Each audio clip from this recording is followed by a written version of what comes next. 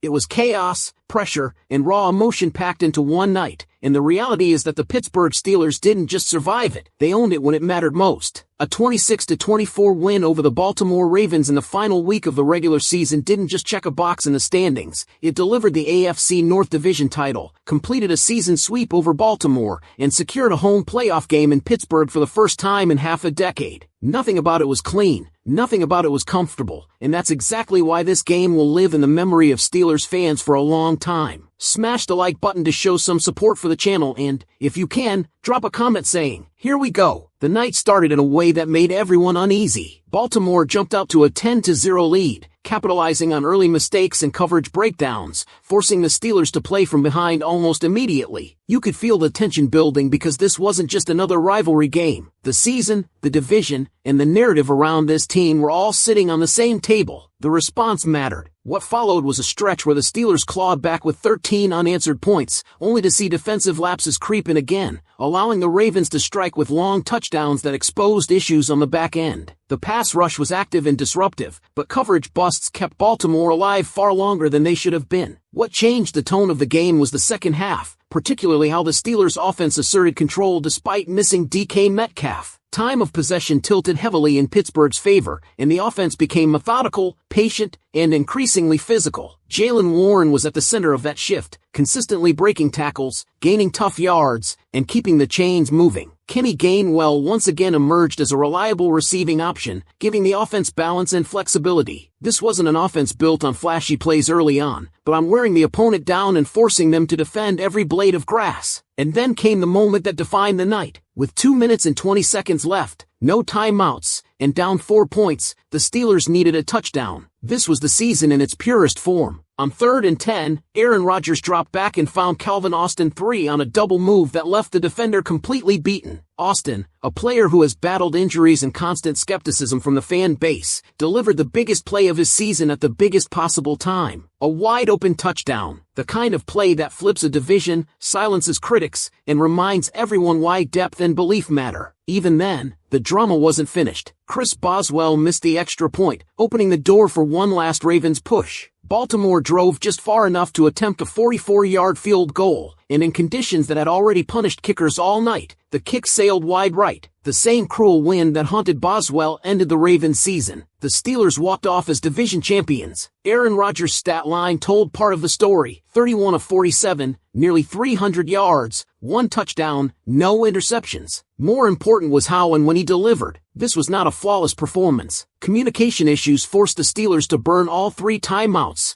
and there were stretches where receivers struggled to separate. But when the game demanded composure, Rodgers provided it. He engineered multiple fourth-quarter drives while trailing, spread the ball around to nearly everyone available, and protected possession when mistakes would have been fatal. Considering this could be his only season in Pittsburgh, this game carried legacy weight. A loss would have defined his time here very differently. Instead, he delivered a division title. Jaylen Warren continued to prove his value as the engine of this offense, averaging 4.7 yards per carry, totaling 66 rushing yards, contributing on kick returns, and consistently creating yards after contact. He set the tone physically. Paired with Kenny Gainwell, the Steelers have a backfield combination that stresses defenses in multiple ways. Warren's ability to make defenders miss in space and grind out tough yards has become foundational to how this offense functions. Defensively, T.J. Watt's return mattered. Coming off a partially collapsed lung and facing criticism about his impact in big games, Watt made his presence felt. His interception, created off pressure and deflection, directly translated into points and momentum. Alex Highsmith was arguably the most disruptive edge rusher throughout the night, with Nick Herbig also contributing, allowing Watt to be used more strategically in key moments. That rotation could be crucial heading into the playoffs. Calvin Austin 3 deserves special attention beyond the game-winning touchdown. This wasn't an isolated flash. He has delivered in key moments before, including late-game contributions earlier in the season. His ability to create separation with sharp routes and speed adds a dimension this receiving group needs. With DK Metcalf expected back, the conversation now shifts to how this wide receiver rotation should look moving forward, and Austin made a compelling case for a meaningful role. And then there's Mike Tomlin. A game like this fuels every argument about his tenure. Critics point to the playoff drought, the frustration of near misses, and the fear of continued mediocrity. Supporters point to consistent double-digit wins, playoff appearances without elite quarterback play, and games like this one. This was a legacy night for Tomlin as much as anyone. Navigating injuries, adversity, and in-game chaos, he guided this team to a division championship and a home playoff game, something many believed was out of reach earlier in the season. The Steelers are not a perfect team. Defensive mistakes, missed kicks, and early game execution issues nearly turned this into a historic collapse. But they survived their own flaws, leaned on leadership, and delivered when the margin for error was gone. This win wasn't just about Baltimore. It was about validating the season, setting a tone for the postseason, and reminding everyone that this roster has fight, talent, and belief. Now the question shifts forward, because this story isn't finished yet. After watching how this division title was won, how confident are you in what this team can do next? And what does this victory change in the way you see the Steelers heading into the playoffs? What comes next is where the conversation gets serious, because winning the division was the first step, not the destination. This game against Baltimore exposed both the ceiling and the danger of this Steelers team heading into the postseason. On one hand, you saw resilience, depth, and leadership show up in the loudest moments. On the other, you saw mistakes that will absolutely end a playoff run if they show up again. That contrast is exactly why this team is so fascinating right now. Defensively, the biggest concern remains consistency on the back end. There were too many coverage busts, especially on critical downs, that turned manageable situations into explosive plays for Baltimore. Early in the game, a 4th-and-short breakdown led directly to points, and later, similar issues allowed long touchdowns that kept the Ravens alive. In the playoffs, especially against quarterbacks who thrive on identifying mismatches, those mistakes are unforgiving. The pass rush masked some of it. T.J. Watt, Alex Highsmith, Nick Herbig, Cam Hayward, and Keanu Benton consistently collapsed the pocket, and pressure alone disrupted timing. But pressure without disciplined coverage is a gamble, and the Steelers can't afford to rely on chaos alone moving forward. At the same time, the way this defense has trended over the last month matters. This group is getting healthier, deeper, and more aggressive. What being used more strategically, rotating on early downs and unleashing him in high-leverage moments, could be the key to maximizing his impact in January football. Highsmith's disruption opens lanes for others, and Herbig's emergence gives this front a flexibility it hasn't had in recent years. If the secondary can tighten up communication and assignment discipline, this defense is capable of swinging games. Offensively, the identity is becoming clearer. This is no longer about chasing explosive plays every drive. It's about control, balance, and situational execution. The second half against Baltimore was a blueprint. Long drives, effective rushing, short to intermediate passing, and keeping the defense fresh by owning time of possession. Jaylen Warren and Kenny Gainwell aren't just complementary pieces, they are the heartbeat of this offense. Their ability to contribute as runners and receivers forces defenses to stay honest and gives Aaron Rodgers answers when coverage takes away the first read. Rodgers himself is the axis everything turns on. He doesn't need to be the MVP version from his prime, but he cannot afford a stinker. The margin is that thin. What this game showed is that when he plays within the structure, protects the football, and trusts his supporting cast, this offense can function at a playoff winning level. Nearly 300 yards without DK Metcalf on the field is not insignificant. Getting Metcalf back changes how defenses align, how safety shade coverage, and how much space opens up for players like Adam Thielen, Pat Freiermuth, and Calvin Austin III. Austin's emergence is especially important. He's not being asked to be a volume receiver. He's being asked to be timely, explosive, and precise. That double-move touchdown wasn't luck. It was usage. Put him in situations where his quickness and route running can stress defenders, and he can punish mistakes. That adds another layer to an offense that suddenly feels less predictable than it did earlier in the season. Special teams, however, remain a quiet source of anxiety. Chris Boswell is still one of the most trusted kickers in the league, capable of drilling long field goals under pressure, but the recent misses are real. In 3 straight weeks, missed kicks have nearly cost, or did cost, games. In the postseason, there is no margin for that. Points must be automatic when the opportunity is there. The conditions in Pittsburgh will not get easier, and that unit has to be locked in. The bigger picture is this. This Steelers team may not be the most dominant, but it is dangerous. Experience at quarterback, a physical offensive line, a pass rush that can take over games, and a home playoff environment at Acrisure Stadium create a combination no opponent will take lightly. This roster is deeper and more versatile than the Steelers teams that exited the playoffs early in recent years. That doesn't guarantee anything, but it gives them a puncher's chance against anyone. This division title felt earned because it required everything: overcoming early deficits, surviving self-inflicted wounds, leaning on unheralded players, and delivering under maximum pressure. That's not luck. That's a team finding its edge at the right time. Whether that edge is sharp enough to cut through the postseason will be decided soon, but the foundation is there. The reality now is that pressure has shifted, and that's something this franchise hasn't felt in this exact way for several years. Winning the division removes excuses. It removes the cushion of "at least they made it." A home playoff game in Pittsburgh changes expectations immediately. The cold, the noise, the history, all of it becomes part of the equation, and that cuts both ways. It empowers this team, but it also demands execution at a level we haven't consistently seen in January. One of the most important under-the-radar elements from this Ravens game was how many different players were forced into meaningful roles and actually responded. Nearly 9 different receivers caught passes from Aaron Rodgers. That matters because playoff football is about adaptability. Defenses will take away first options. They will force quarterbacks to win with their third and fourth reads. What Rodgers showed in this game was trust. Trust in running backs catching passes out of the backfield, trust in slot receivers finding soft spots in zone coverage, and trust in timing rather than pure separation. That's how you survive when the game plan gets punched in the mouth. The offensive line deserves more credit than it's getting. Against a physical Ravens front, they held up well enough to allow long, methodical drives in the second half. No, it wasn't perfect, and yes, there were moments of pressure, but the group stayed composed when the game was on the line. That composure is contagious. When the line settles, the quarterback settles. When the quarterback settles, the entire offense slows the game down. That's playoff football. Pat Freiermuth's expanded role is another subtle but critical development. With Darnell Washington out, Freiermuth has become a more central figure, not just as a safety valve, but as a chain mover who can punish linebackers and safeties underneath. In January, tight ends who can win in traffic are invaluable. They don't need to dominate a box score to change a game. They just need to convert third downs and force defenses to respect the middle of the field. Defensively, Cam Hayward's presence continues to anchor everything. His ability to occupy blockers, collapse pockets, and allow edge rushers to work one-on-one is foundational. Keanu Benton's growth alongside him gives this front a physical identity that travels well into the postseason. You don't need perfect coverage when the quarterback has no room to step up. You just need pressure to arrive consistently, and that's something this unit is increasingly capable of doing. Still, the Steelers cannot ignore how close this game came to disaster. Missed opportunities on fourth down, questionable situational decisions, and red zone inefficiency nearly flipped the outcome entirely. Against elite playoff opponents, those moments are magnified. Leaving points on the field is not just frustrating, it's fatal. The margin between advancing and going home can be one snap, one kick, one miscommunication. What makes this team dangerous is not dominance, it's belief paired with experience. Rodgers has seen every possible postseason scenario. Mike Tomlin has navigated chaos for nearly 2 decades. That combination matters when games tighten and emotions rise. Younger teams sometimes don't know how to respond when momentum swings violently. This group has lived in that environment all season. And then there's the timing. The Steelers are not peaking in September. They're not flashing in October. They're grinding in December and January, when games become heavier, slower, and more physical. The defense is trending upward. The offense is finding an identity. Key players are returning. That doesn't guarantee a run, but it creates a window. And windows like this don't stay open long in the NFL. Everything from this point forward will be judged through the lens of results. Fair or not, that's the standard. The division title was earned. The home playoff game is deserved. Now the question becomes whether this group can turn momentum into something tangible, or whether this night against Baltimore will be remembered as the high point instead of the launching point. There's also a psychological layer to this moment that can't be ignored. For years, the Steelers have been the team that hangs around, the team nobody wants to play, but also the team that hasn't finished the job when January arrives. This division title forces a shift in how opponents prepare and how this locker room views itself. You are no longer sneaking into the postseason. You are hosting. You are setting the tone. And with that comes a very different kind of pressure. You could feel that weight during stretches of the Ravens game. Every mistake felt louder. Every missed opportunity felt heavier. That's not accidental. That's what meaningful football feels like. The encouraging part is that the team didn't fracture under it. They bent. They stumbled. But they didn't fold. When Baltimore punched back, the Steelers answered. When momentum swung, they grabbed it again. That's a sign of maturity, not perfection. One of the most telling sequences was the final offensive drive. No timeouts. Crowd tense. Defense exhausted. That's where preparation meets nerve. There was no panic, no desperation throws, no forced hero ball. The ball came out on time. The concepts made sense. The execution followed. That's playoff caliber composure, and it didn't come from one player alone. It came from a unit that trusted the moment instead of fearing it. This is also where coaching details start to matter more than talent alone. Adjustments at halftime changed the flow of the game. The commitment to the run in the second half wasn't stubborn, it was strategic. It shortened the game, protected the defense, and forced Baltimore to defend longer drives. Those choices don't show up in highlight reels, but they decide seasons. At the same time, the Steelers can't assume that emotional wins automatically translate to playoff success. The postseason doesn't care how dramatic your last game was. It punishes unresolved issues. Communication in the secondary must be sharper. Red zone efficiency must improve. Special teams execution must stabilize. These aren't minor details anymore. They are season-defining ones. What makes this moment compelling is that the Steelers finally feel like a team with multiple paths to winning. They can grind. They can strike late. They can lean on defense. They can survive ugly games. That versatility is rare, and it's valuable in January when game scripts rarely go as planned. You don't need to dominate every opponent. You need to outlast them. This division title didn't answer every question. It created bigger ones. Can this offense stay efficient when defenses adjust? Can the defense eliminate the one or two breakdowns that change games? Can special teams deliver cleanly under playoff pressure? Those answers won't come from predictions. They'll come from execution. What is clear is that this season has already crossed a threshold. It's no longer about potential or progress. It's about results. The Steelers earned the right to keep playing. Now they have to earn everything else. Another layer that deserves attention is how this team has learned to win without everything going right, because that has quietly become its defining trait. Look back at this Ravens game and ask yourself how many times it felt like the Steelers were one mistake away from letting it slip completely. Early coverage busts. Missed opportunities on fourth down. Points left on the field before halftime. A missed extra point in the final minutes. Against most opponents, that combination is a loss.